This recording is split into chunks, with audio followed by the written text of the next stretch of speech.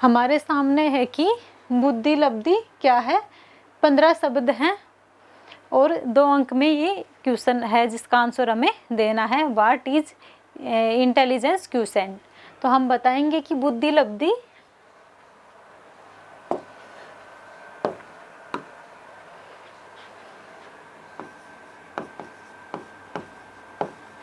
बुद्धि लब्धि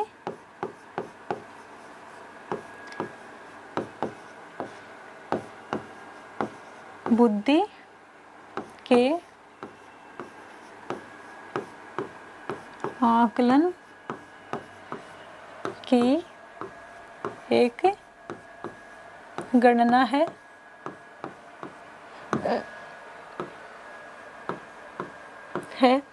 उसके बाद बताएंगे हम कि बुद्धि लब्धि का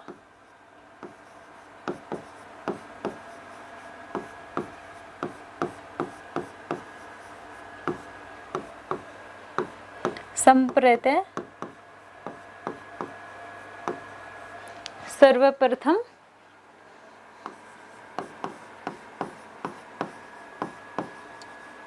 विलियम स्टर्न के द्वारा प्रस्तुत किया गया।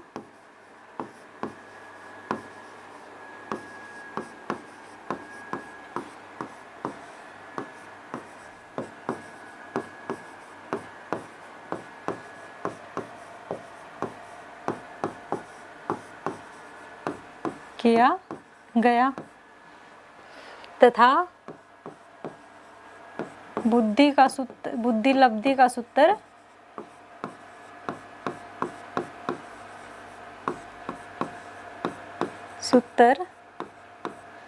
टर्मन द्वारा तैयार किया गया।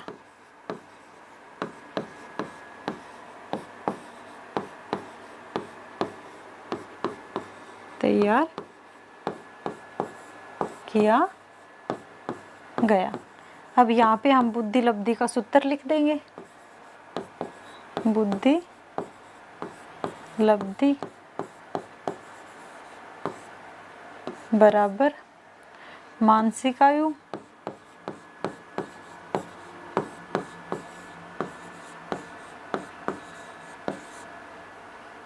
अपोन में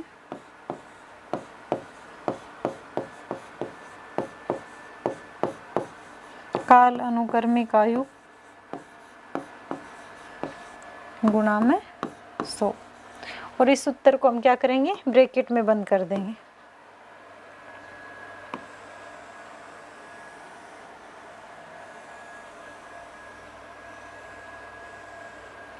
अगर आपके पास स्पेस रहता है तो उस स्पेस को भी हम यूज कर सकते हैं कि अधिकांश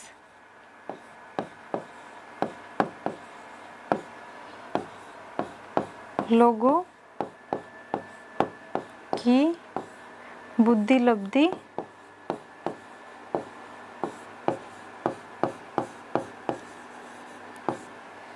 औसत पाई जाती है। औसत यानी कि इसके कोष्टक में लिख देंगे 100 पाई जाती है।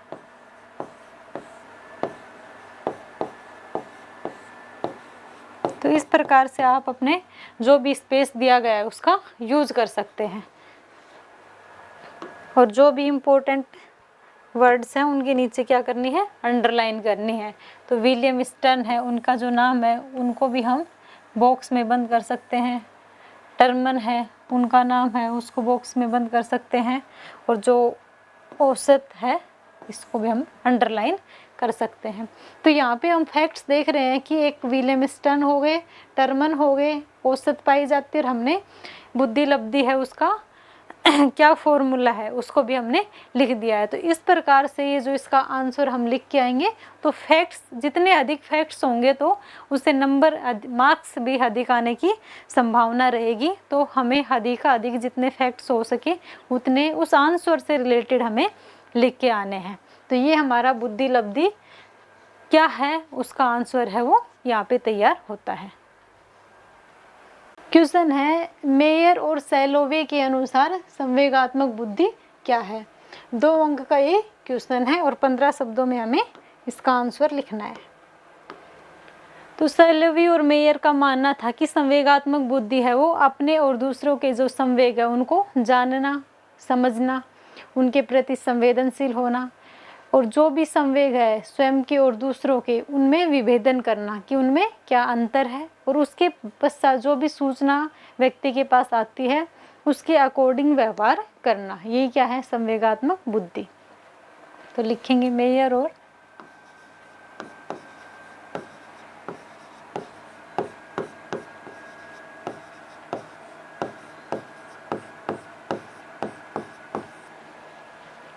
के अनुसार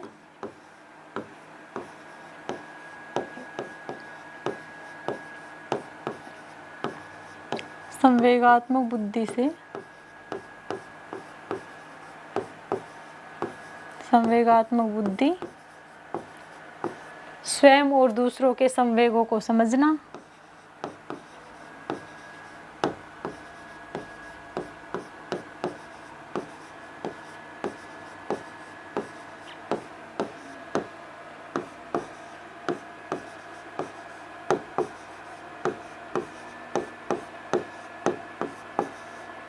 को समझना,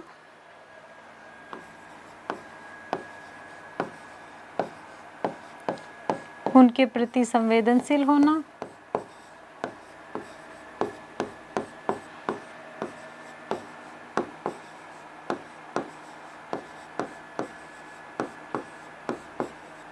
शील होना, उनमें विभेदन करना, संवेगों में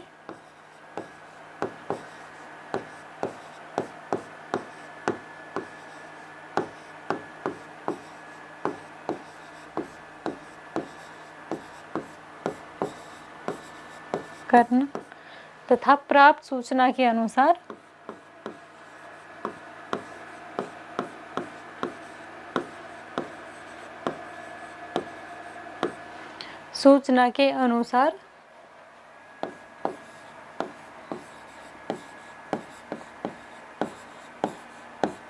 अपने व्यवहार को निर्देशित करना।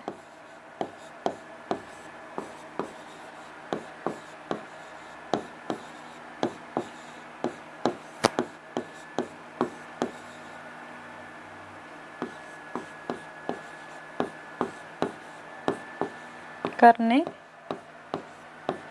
की योग्यता है। फिर अब हमारे पास क्या है? स्पेस बच रहा है। तो इनके द्वारा जो पुस्तक लिखी गई थी और उसमें संवेगात्मक बुद्धि का जो योग्यता मॉडल दिया गया था उसके बारे में भी हम शॉर्टकट में यहाँ पे बता सकते हैं। इनके द्वारा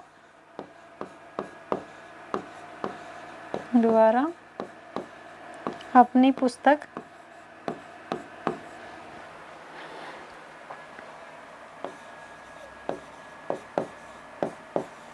संवेगात्मक बुद्धि क्या है,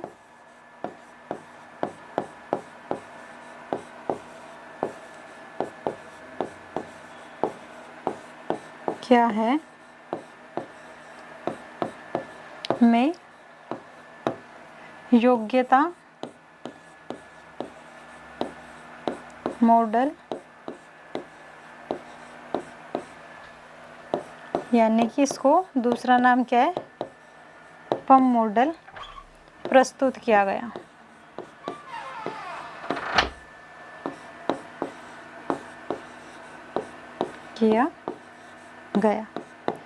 तो ये 2 नंबर में जो आंसर है वो यहाँ पे कंप्लीट होता है कि सैलोवी और मेयर ने क्या परिभाषा है वो संवेगात्मक बुद्धि की है वो प्रस्तुत की थी। हमारे सामने क्वेश्चन है कि जो पश्चिमी देश हैं और गैर पश्चिमी जो देश हैं वहाँ के लोगों की सांस्कृतिक बुद्धि में क्या अंतर है।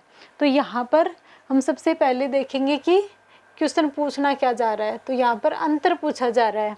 तो ऐसे किसी भी क्वेश्चन में अंतर है वो पूछा जाए तो हम क्या करेंगे कि जो भी हमारे पास पेज होगा उसको 2 भागों में ऐसे डिवाइड कर लेंगे और उसके बाद एक साइड है वो, जैसे कि इसमें जो दे रखा है कि पश्चिमी देश, और जो दूसरे साइड हम लिख देंगे गैर पश्चिमी देश, और उनकी जो सांस्कृतिक बुद्धि है उसमें किस प्रकार का अंतर हमें देखने को मिलेगा वो हम यहाँ पे अब चर्चा करेंगे। तो यहाँ पे लिख देंगे पश्चिमी देश,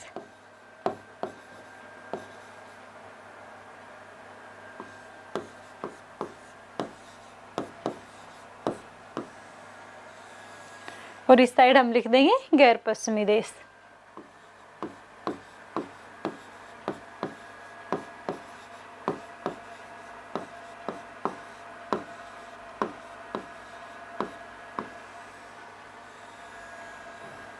अब हम देखेंगे कि ये इन दोनों में हमें किस प्रकार का सांस्कृतिक बुद्धि में किस प्रकार का अंतर देखने को मिलता है। तो हम देखते हैं कि जो पश्चिमी देश होते हैं वहाँ पर वहाँ के लोग होते हैं वो क्या होते हैं, अपनी लक्ष्य उन्मुख होते हैं, बेहतर कार्य निष्पादन और विश्लेषण पर बल देते हैं। जबकि जो गैर पश्चिमी देश हैं यहाँ के जो लोग होते हैं वो जैसे कि अच्छा निष्पादन करना, विश्लेषण करना, लक्ष्य उन्मुख होना, इनके साथ साथ व्यक्ति समाज के साथ या संपूर्ण विश्व के साथ किस प्रकार से अपने संबंधों का निर्वहन कर रहा है उस पर बल अधिक दिया जाता है। वहाँ पर पश्चिमी देशों में क्या किया जाता है कि निष्पादन, कार्य उन्मुखता, इन पर अधिक बल दिया जाता है, इसलिए उसको क्या कहते हैं, तकनीकी बुद्धि भी कहते हैं। जबकि गैर पश्चिमी देश है वहाँ पर सामूहिकता की भावना होती है कि संज्ञानात्मक पक्ष अपनी जगह है, उसके साथ असंज्ञानात्मक जो पक्ष है उस पर भी उसको भी समान महत्व दिया जाता है, इसलिए इसको सामूहिक बुद्धि भी कहा जाता है। अब इसका हम एक एक पॉइंट करके यहाँ पे डिस्कस करते हैं कि यहाँ पे लक्ष्य उन्मुखता,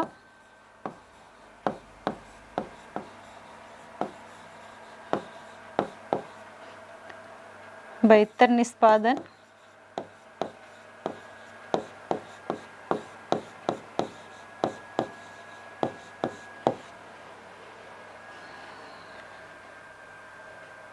बेहतर निष्पादन,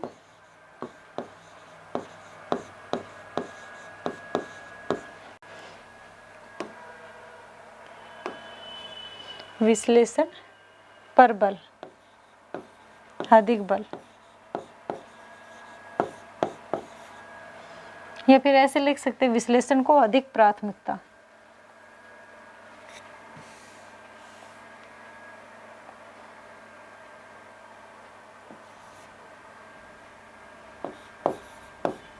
अधिक प्राथमिकता।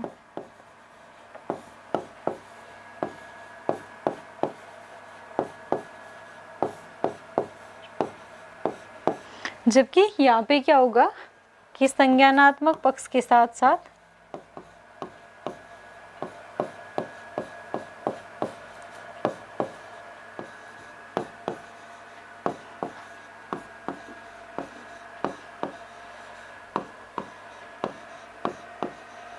असंज्ञानात्मक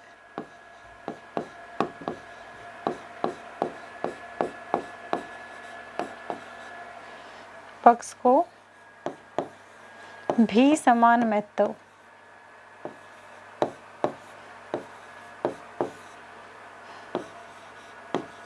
महत्व दिया जाता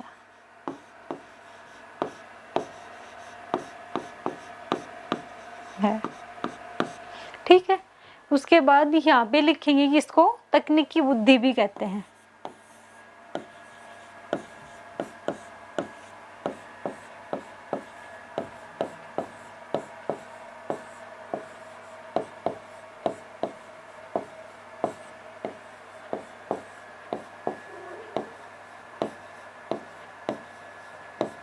जबकि यहाँ पे हमें सामूहिकता की भावना देखने को मिलती है तो इसको सामूहिक बुद्धि भी कहते हैं।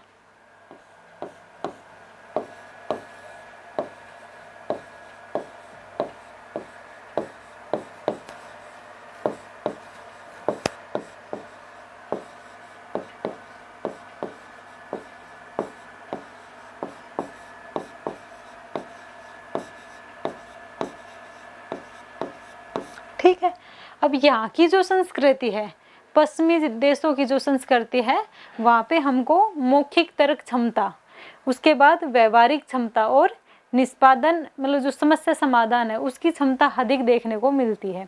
मौखिक क्षमता, तार्किक क्षमता और समस्या समाधान की जो क्षमता है वो अधिक देखने को मिलेंगी। लिखेंगे कि यहाँ मौखिक क्षमता, व्यवहारिक क्षमता, यानी कि प्रैक्टिकल चीजें, वह समस्या जो भी है उसके समाधान पर अधिक बल दिया जाएगा।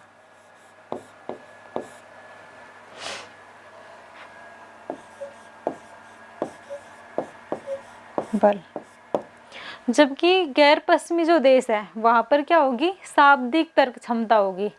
उसके बाद मौखिक तर्क क्षमता, हम क्या करते हैं, चीजों को लर्न करते हैं, तो स्मृति और सामाजिक जो क्षमता है वो अधिक देखने को मिलेगी। मतलब यहाँ पे क्या होता है कि प्रैक्टिकल बातों पे अधिक फोकस किया जाता है, समस्या है उसके समाधान पर अधिक बल दिया जाता है।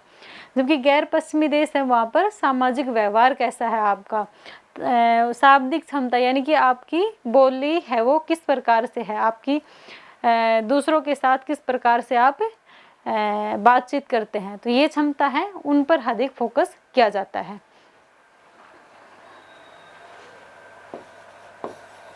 यहाँ मौखिक क्षमता, शाब्दिक क्षमता,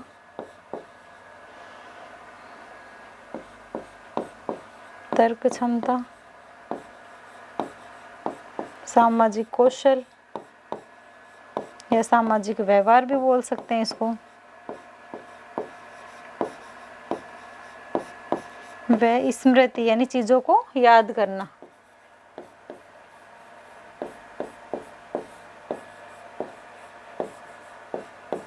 बल। उसके बाद अगला जो पॉइंट आता है वो ये है कि जो पश्चिमी जो देश होते हैं यहाँ पर क्या होती है कि जो लोग होते हैं उनमें डिटर्मिनेशन है वो अधिक देखने को मिलता है। उनका जो कार्य है उसको लेकर वो बहुत ही डिटर्मिनेशन अधिक होता है। साथ में उनमें जो मानसिक जो संकल्पनाएं हैं वो अधिक होती है। यानी कि स्टर्नबर्ग का मानना है कि इसमें दृढ़ संकल्प, मानसिक प्रयास, भावनाएं और विचार शामिल होते हैं। दृढ़ संकल्प, मानसिक प्रयास, भावनाएं और विचार शामिल होते हैं। तो क्या एक नंबर का पॉइंट है, 4 नंबर का। स्टर्नबर्ग के अनुसार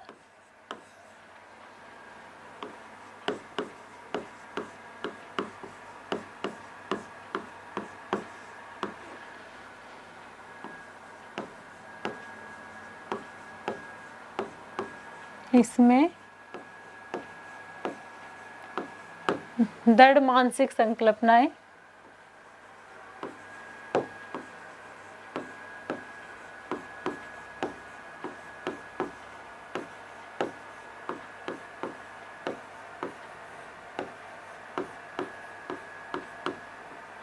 भावनाएं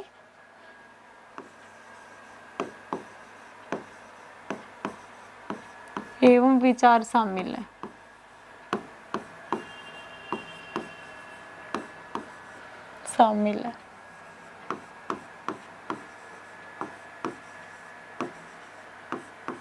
जबकि गैर पश्चिमी देशों में देखते हैं कि जो हिंदू और बौद्ध धर्म है उसमें क्या है, ध्यान लगाना, अपनी जो आत्मा है उसको समझना और पहचानना, इस प्रकार की जो क्षमताएं हैं वो अधिक विकसित करने पर बल दिया जाता है।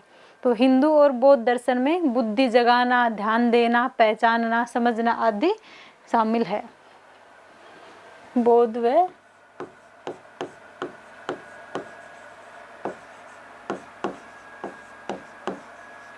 हिंदू दर्शन में ध्यान करना,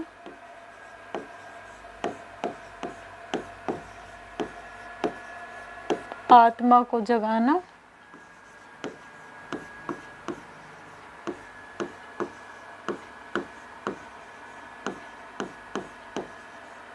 समझना,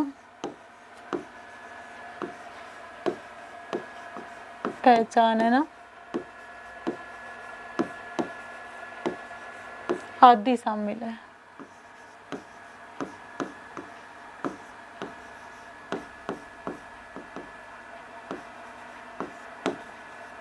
तो ये हमने देख लिया कि जो गैर पश्चिमी देश हैं और जो गैर पश्चिमी देश है वहाँ की सांस्कृतिक बुद्धि में किस प्रकार का अंतर है। तो ये 4 पॉइंट्स हैं वो हमें लिख के आने हैं, और कभी भी अंतर पूछा जाए तो इस प्रकार से हमें डिवाइड कर लेना है और दोनों पक्षों को बराबर है वो उसके पॉइंट्स हमें लिख के आने हैं।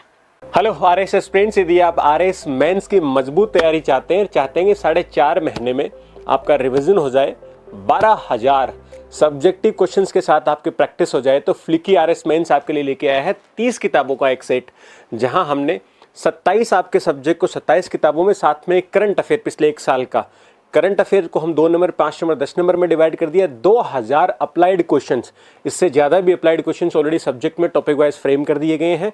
साथ ही साथ एक आपको ब्लैंक मॉडल पेपर का भी अलग से एक बुक दिया जाएगा। इस प्रकार 30 किताबों का पूरा एक सेट है, जिसमें 4.5 महीने में आप मजबूत तैयारी कर सकते हैं। यदि आप ऑनलाइन करते हैं, ऑफलाइन करते हैं, तो 4 महीने में ना तो आपका सिलेबस कंप्लीट हो पाएगा, अब तक आपने बहुत सारे सब्जेक्ट पढ़ भी लिए होंगे, इसलिए आपका फटाफट रिवीजन हो जाएगा।